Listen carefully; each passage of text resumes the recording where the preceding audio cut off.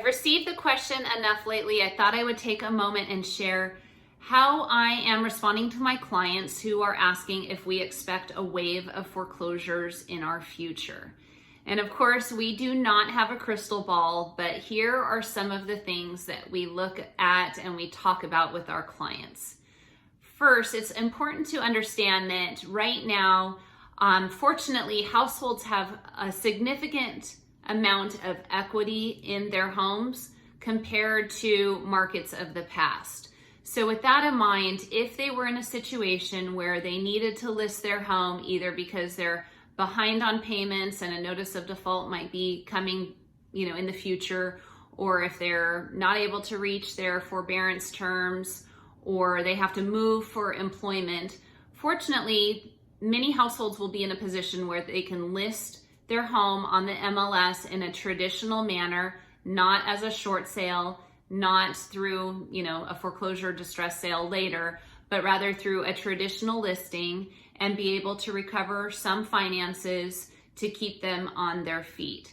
So that's one reason why we don't anticipate a wave of foreclosures. It's because people do have equity in their homes, a lot more today than when we compare our market 10 years ago with the great housing collapse. So that is going to help households.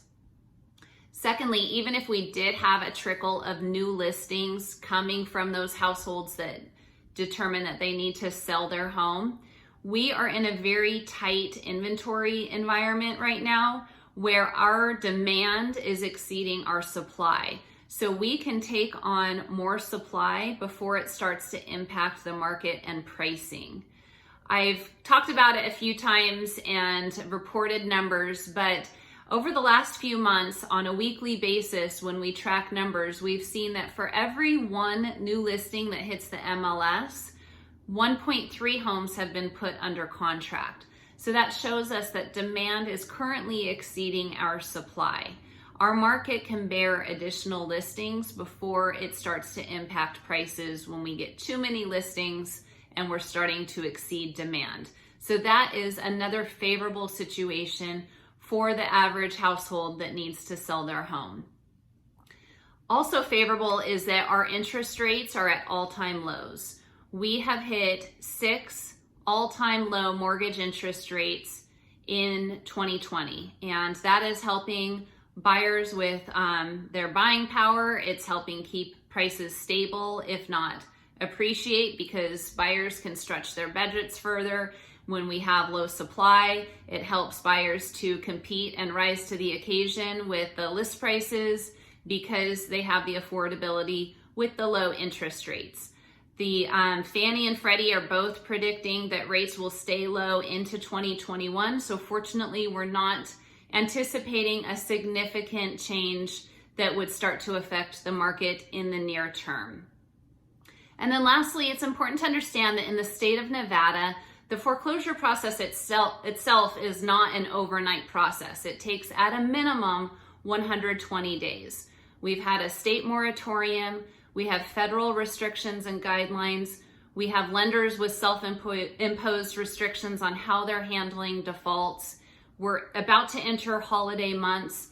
In general, we would not anticipate a huge uptick in filings for notices of default through the end of 2020.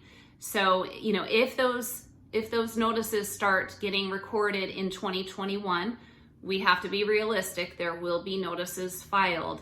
At a minimum, that starts a clock of 120 days before a foreclosure will take place, and then it will take time to actually take that home and convert it into a defaulted or distressed listing on the market. So, again, none of these things really happen overnight. It's not necessarily a flood situation. It might be more of a trickle.